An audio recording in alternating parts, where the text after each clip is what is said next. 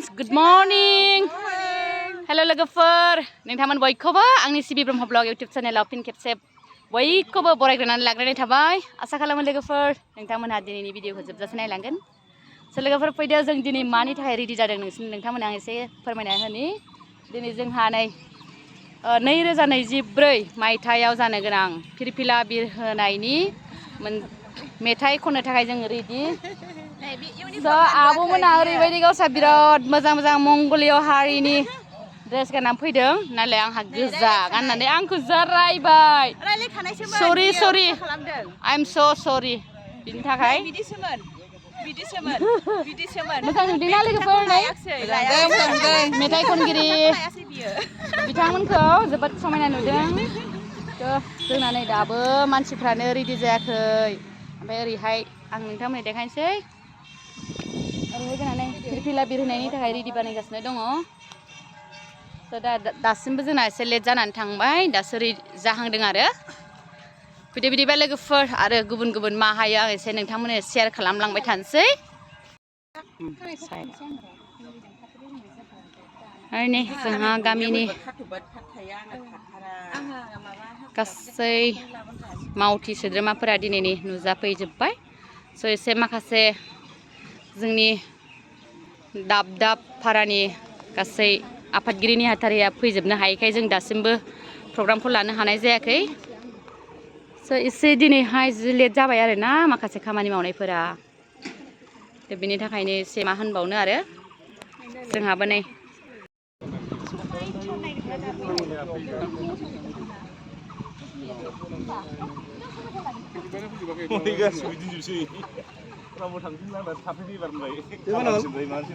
थुलै सानैजों गथायजों हायो खोमा इसेखौनो रायो हिनजावफोरखौबा गाननांगौ गामसा एकदमबारे गस्ला गिन्जिल' गानबावनो जानै दैज्रिब बिफानाबो बिराद बरिया जादों फुरा ट्रेडिसनेलखा आरो ना गुमैनाथ' एकदमबारे बुंनांखाया जोंहा एकदम फ्लेग बायदिखा दासो रेडि जि टाइमानो लेट जाबाय आरो ना आयौ सयथिबो बिथां दङ बारग' गाहाय नेहाथारिमोन बिथाङा आरो दा लोगो आफादगिरि दा बिथाङा बैसागुनि फिरफिलाखौ उरायहोनो थाखाय बिथांखौ खावलायनाय जाबाय आरो बिथांमोनजों लोगोसे दरफ्रोमबो गामिनि आफादगिरि नेहाथारिमोनहा जाहाथे गावबागाव गामिनि फिरफिलाखौ उरायहैयो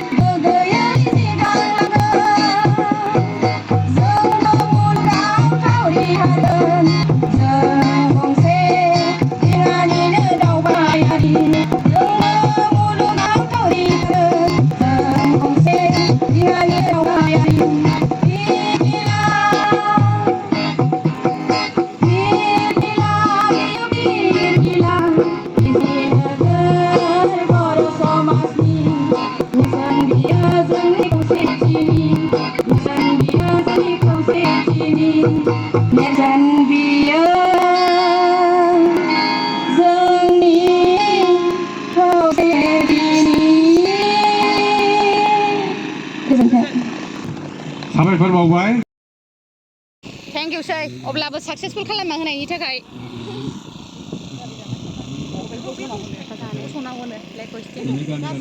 लेकुइस्टिं खालामनायानो जोंना मेथाइ खननाया जोब्बाय।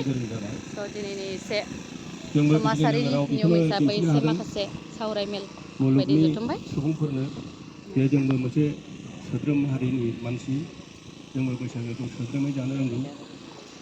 बेखायनो जोंबो दा जौस्राङाव जोङो बैसागु फोरबोखौ फालिनो उमंसिं नार्जारि बिथाङाबो दङ, बारग' MLA महिनी मा होनो रमिय कुमार ब्रह्म बिथाङाबो दं। बिथांमोना बयबो गायसनजेननायनिफ्रायनो देहायै मोदोमै नांबोनानै दिनै बे बर' समाजखौ फोथांना लाखिनानै दं। बिदिनो 22 बोसोर जों आगान सुरबाय। खालमानसि 25 बेनो जोंनि बिजनि नोगोर बर' समाजनि गासै 20टा पारानिफ्राय दिनै जोङो दिनैनि बे बैसागु फोरबोनि मेलखौ दिनै जोङो खुंफुंनो आखायाव लाबाय। मानो होनबा देग्लायनि जोंनि जि जोंनि बैसागु फोरबो जोंनि बे इलेक्सननि खार'नाव जों दिनै एसेबांनाखि गाजा गोमजायै खुंफुंनो लानाय जायासै। स' जिखिनि जोङो नियम बायदियै बे प्रग्रामखौ खुंनो लाबाय। अब्लाबो जोङो माने जाफुंसारनायनि थाखाय जोबोद साबायखर। फैगौ बोसोराव जोङो गाजा गोमजायै बे रुपाथि मायथाइ फोरबोखौ जोङो फालिनो जोङो साखाफारा खालामनांगौ जादों। जोङो जानजि खाफ्रानोसै। दा जिखियानो जाया बे बिजनि नोगोर बर' समाजनि फिरफिलानि सिङाव जोङो बिजनिनि गासै 900 फोलेर 900 परियाला जोङो खौसेथियै गसंथानानै थानांगौ। दानिख्रुइ साबना हामनासिन खालामनांगौ आरो जोङो मुलुगनि गुबुन गुबुन हारिनि मानसिफोरनो दिन्थिनो नाजानांगौ जे जोङो बर' माहारि जोङो बैसागुखौ सोद्रोमै जोङो जायो फालियो। बेखौनो जोङो दिन्थिनो हानांगौ आरोखि। बेखायनो जे गावबागाव भाराफ्राव जों खौसे थाबाय थागोन। जों मुलुगनो देखायगोन जे जोङो जौगा मोनसे सोद्रोम हारि। बेखौनो जों बयबो थांखि लानानै आवगायलांनि। आङो दिनै बेखिनिखौनो बुंनानै बयनिबो खाथियाव गोदान बोसोरनि माने गोसो गोरबोनि गाहाम हामलायनाय बावनायजों लोगोसे खुलुमनाय जासिनानै आंनि बुंनायखौ एसेयावनो फोजोबनाय जाबाय। गुरै खर' गंग्लायै खावलायनाय थाबाय। हाबाफारिया जोबनानै थांबाय। दा जोङो रुंसारि बिथांमोननो बिबार बावनायनि हाबाफारि लासिगोन। गोजोननाय थाबाय। आंना मबाइला मा जाखो जा एसे प्रब्लेम होबाय आरोना।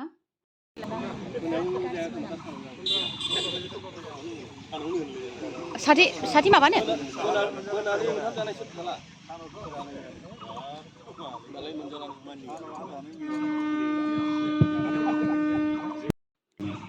दा नै रुंसारि बिथांमोननो बिबार बावनायनि हाबाफारिखौ जागायनो आखायाव लाबाय।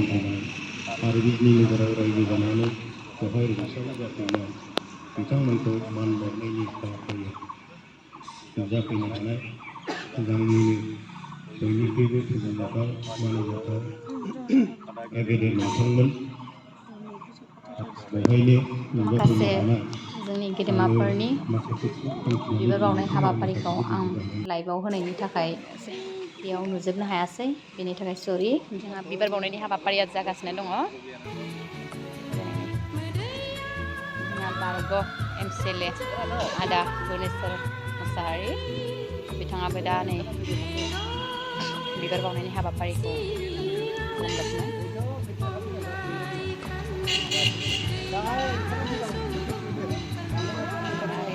बेवहाय जोंहानिनो से नं काब्लि बागाननि नेहाथारि बिथां दा बेवहायबो दिनै जोंहानि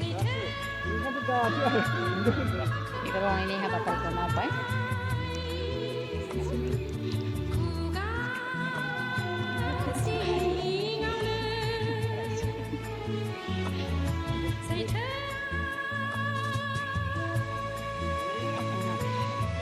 बेवहायबो दिनै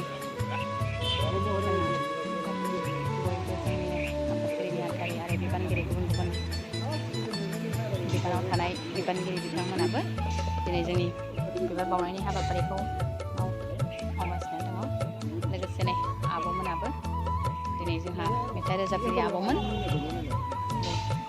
आगै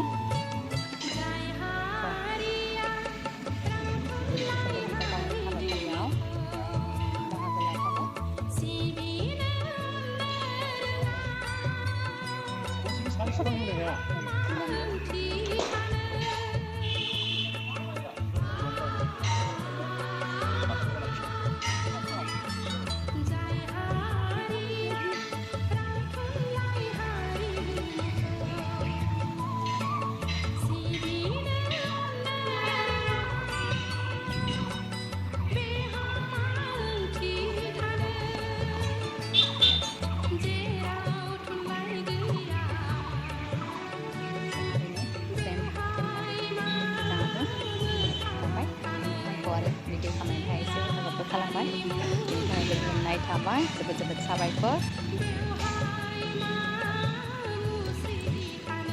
साबायखर बावनाय थाबाय बिथांनिसिम आंखौ भिडिअ खेबनायाव हेफाजाब खालामनायनि थाखाय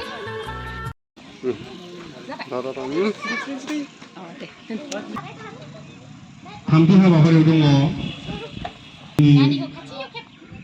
बिजिनिनि बर' समाजनि मानगोनां आफादगिरि सन्थला बसुमतारी सारा जागायसिगोन आरो मान बावनाय गिबि मान बावजेनगोन जोंनि आफादगिरि सन्थला बसुमतारी बिथाङानो दा बिथांखौ आङो जोंनि गोरबोनि मान बावलायनाय हाबाफारिखौ मावफुंलांनो थाखाय आङो खावलायनाय जाबाय।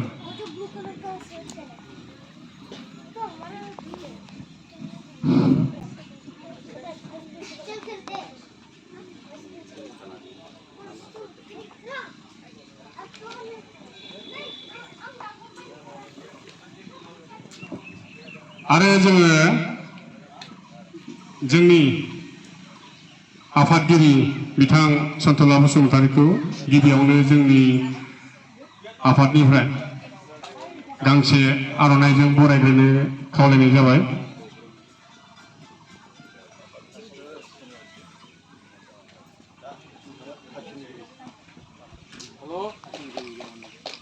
साबायखर बावबाय सारनिसिम।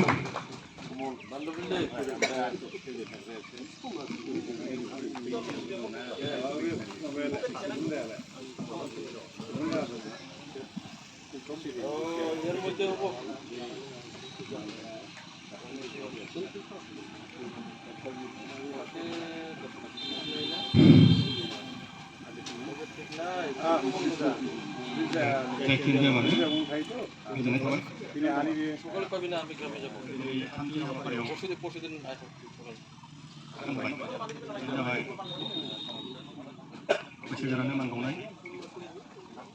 आरो बैसो उन्दैफोरनो बोर सारस्रिनाय बे हाबाफारि जों आङो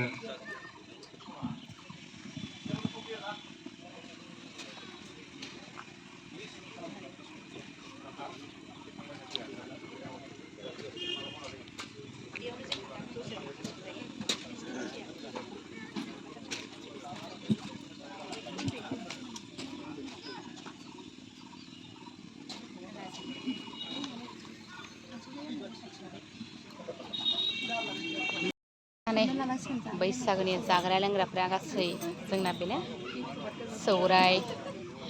सौराय गाइखेर गोखै फ्रा रेडि आरो ना सिराखौनो सौराय होनलायो जोंना ओमफ्राय सौराय गैयाना आसलियाव ओमफ्राय सिरा सौराय बैसोआवथ' संग्रायानो बांसिन फुरा सौराय रेडि खालामगिरिफ्रा आं बिथांनो होनसै सेमोनबो होदोंमोन जोङो बसुमतारी सोर देदों होनदों आब' आंनो देदों नों देदों गोजोननाय थाबाय जोबोद साबायखर आब'निसिम आब'आ आब'मोन देगिरि सौराय देगिरिया बिसोरनो